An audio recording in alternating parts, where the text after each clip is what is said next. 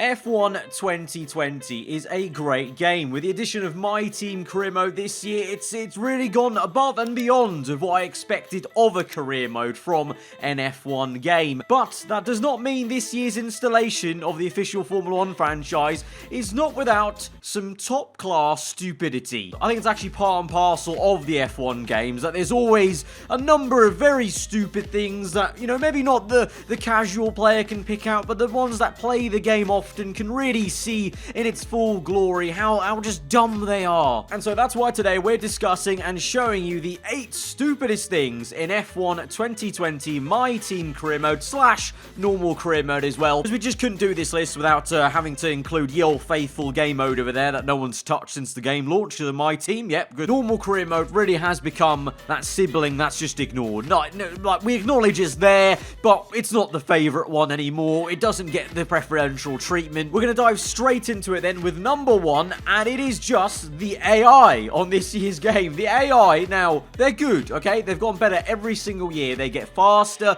they get more aggressive, more human-like in sometimes what they do. This year we got AI mistakes. Fantastic, really good addition to make them more realistic, but at times it can go a little bit too far, a little bit too crazy on the mistakes and how stupid they really are. A very good case in point was literally just a My Team episode just gone of mine at the Chinese Grand Prix, where multiple AI just decided to drive into the pit wall because they just couldn't find the right racing line to take into the pit entry because there was an incident, which I caused to be fair, but still, the stupidity that was on show. Sergio Perez's AI car literally was accelerating to a wall for a good 30 seconds, and him alone created a virtual safety car. We've also had ridiculous AI saves. We've had, I think, a Red Bull, was it, at Singapore in my Season 1 of My Team career mode. Somehow just did the impossible and was nearly fully perpendicular to a wall and saved the car. Like, okay, I know some of these drivers are godlike and they're actually alien,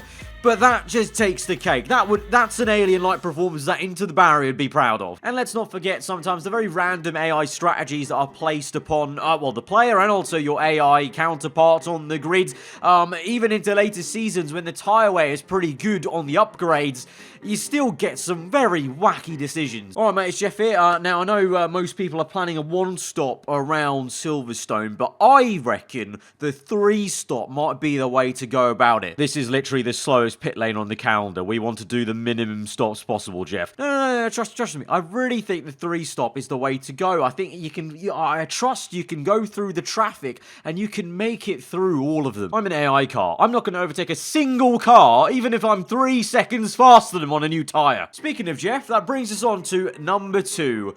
My word, has this man not got any better since F1 2019, 2018, 2017, was he even in 2016? I don't know, he may as well have not been, because he's still utterly useless so much of the time. Now, the biggest point of stupidity I feel for Jeff this year especially, but it was there in previous games as well, is the fact he does not adapt his, commentary lines season to season. So it's the exact same lines you're being fed, but by the time you get to Season 3, a lot of it just sounds like gibberish and nonsensical stuff he's telling you in the cockpit. Say, for example, by Season 3, you've upgraded your engine quite a fair bit, so, your ERS is very efficient, very, very efficient. You don't need to, save ERS through the race because you're never going to run out of it. Like, you're going to end most races with 80% of the battery still full because the track you're at just doesn't need that much deployment and your battery's so efficient you have so much left over. But that means mid-race, Jeff is constantly trying to tell you to use more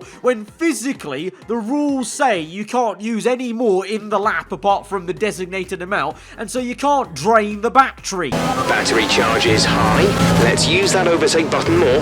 What do you want me to do, Jeff? I've been deploying the battery completely. I've been using full beans every lap of this race, and we're not even lower than 60%. It's physically impossible to get this battery down. The fuel's another one. Again, the same story there. He'll tell you you're running out of fuel. You're less than 1 lap under when you're only minus 0.4. One, Jeff, do some maths. Minus 0.4 is not 1 lap under of fuel, okay? We could save that in a matter of 3 corners if we really wanted to in lean mixture and lifting and coasting, especially when the engine is that efficient. And lastly, strategy calls. Oh my god. Well, I thankfully have not had too many bad ones, but oh, it is a sea of bad strategy calls in my subreddit. I'll tell you, the amount of strategies I've seen where Jeff has recommended a zero-stop strategy, which is illegal, or the same strategy you already agreed upon before the race. It was probably also that 3-stop he recommended earlier. Number 3, keeping it on with personnel in the game, Claire.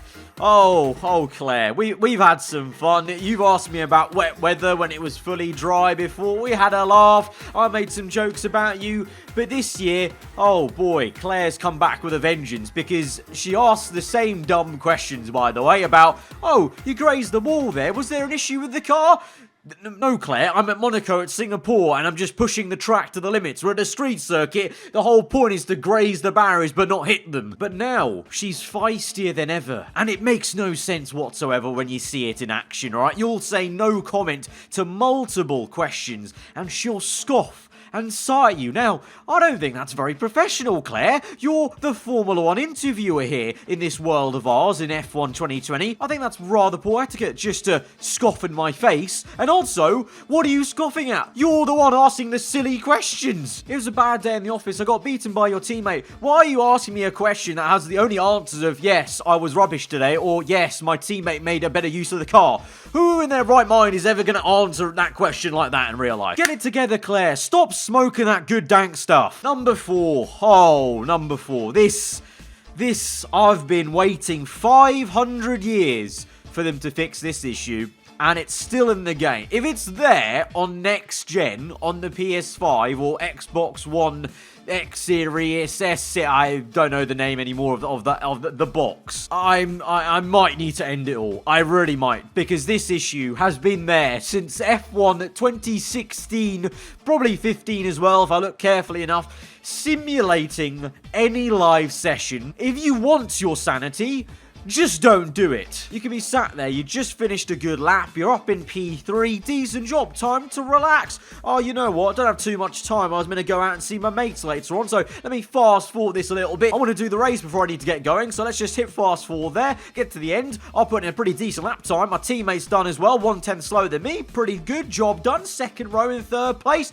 go to black, come out of black. Oh, what? Everyone and their mother has set a better lap time. I'm pretty sure somehow there's a person who was knocked out in Q2 that set a better lap time and forced his way into the top 10 shootout. Your teammate in the same car could actually gain about a second if he really wanted to in the simulated times.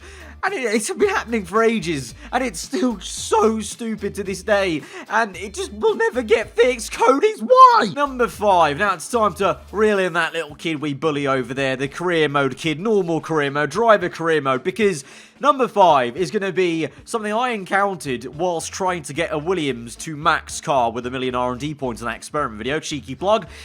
Sometimes the AI team of yours will just not upgrade a single facility if they don't feel like it. They're just like, you know, big man, we just don't have the facilities for that right now, and we're not gonna for the entire season. Yeah, the next upgrade scheduled for March next year, lads. So sit tight.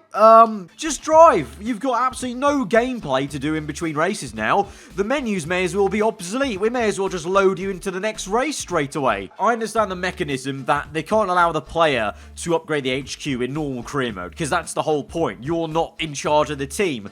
But the AI team needs to be a bit more on the ball, okay? What team is going to go, oh yeah, we've got the best car at the moment, but let's just not upgrade anything on facilities, not upgrade anything on the car, because in Formula 1, what's the phrase? If you stand still, you go forwards? No, you go backwards, that's it. Number 6, continuing on with driver career mode, acclaim level.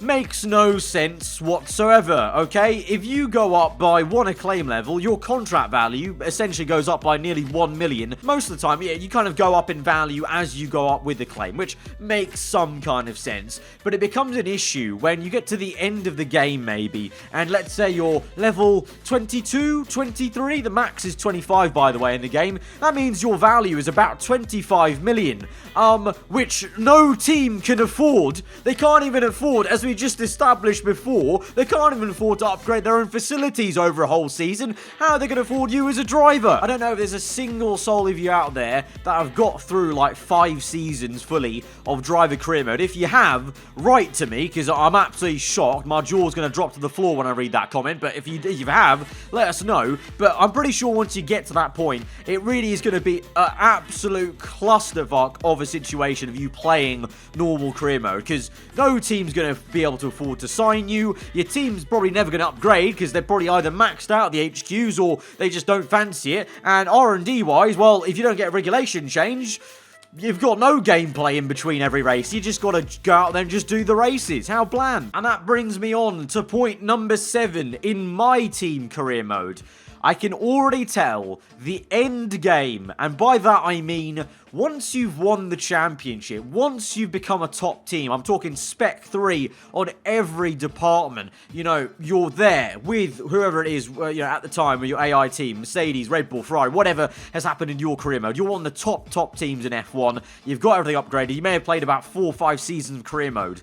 The end game of this game is non-existent because there's no way for your facilities to be reset. So once you're at Spec 3, you're Spec 3 forever, which, okay, makes sense because in real life, you're never going to get your factory reset down to, you know, Mercedes are never going to get their factory resized down to like Caterham levels, but it's a video game. So they didn't really think about the end game of what happens when a pretty serious player plays 5 seasons of this game. Like after that, the next 5 seasons are pretty much pointless. There's no resets on that. The only resets you're going to get are R&D, but by that point, you've probably got all your R&D generations so large, and your teammates probably great as well at generating. You probably also brought the driver perk of generating R&D, that you're probably going to generate a good 15k of R&D points, maybe more, by the end of the season, and you can just purchase everything. I actually had that example in my subreddit. I think some guy redid all his R&D regulation changes. No one else could keep up with him because he was many seasons in. He had so much R&D, he had so much R&D generation that his entire career pretty much was just ruined because of where he was as a team. I really have always thought this, but I think it's more apparent on this year's game. I don't think Cody's doing enough QA testing of making someone physically play through about 7 seasons. Just hot playing it through, just simulate every race, but just see what happens, because definitely they haven't thought about what happens at Season 9, when you've been Spec 3 for about 4 seasons, and you've been able to manage every R&D regulation change. And also, by the way, that means money is obsolete. Once you've got every single upgrade on your HQ, that's it. Money doesn't matter. All you need to afford is your teammate. But you're earning about 3 million per race with your sponsors in Acclaim Level 20. That you're always going to earn so much every season. You're going to have a good 50 million probably saved up before your prize money comes in of 60 million. So you're going to have 120 million just sat there for nothing. And number 8, I couldn't do this video without mentioning our fan favorite man of the hour, Carl. Wow, what a useless man he is on this year's game. We don't even physically see Carl in my team. You have to go into driver career mode to actually see him out of his little jail cell, animated around, talking to you in the paddock. In my team, he just pops up, and you guys know the infamous phrases that come out every single time. As much as I love seeing big numbers on the books, we don't get any benefit from leaving it in the bank.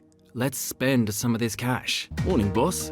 This week's income from the sponsors has cleared, and we're making good profit against our running costs. Carl's just there for the vibes. He's not there for anything else. He's there to tell you that a driver retires, and that's probably the most important information he can tell you in the entire career. And apart from that, that's it. Because Jeff tells you most of the other things in the emails about the weather, the setup, the track. Carl's just there just to remind you to spend some money. But as we just established, you're not going to need to spend any money once you pass about Season 5, I'm guessing. I'm going to give a small honorary mention to Emma, the PR agent, even more useless than Carl, because she doesn't pop up at all in my team, because she doesn't need to. You are your own manager. In driver career, she's there, poor soul. She's been given the exact same cutscenes as last year's game. In some instances, we found out they just don't even use the cutscene. They just fade to black and then give you a new contract if you've been fired from a team. And she's just put to the wayside. She used to be a main character in the career mode, and now Nothing. Background. She's the person who's dressed up as a tree in the school play in the background. There we have it. 8 very, very stupid and actually very confusing in many regards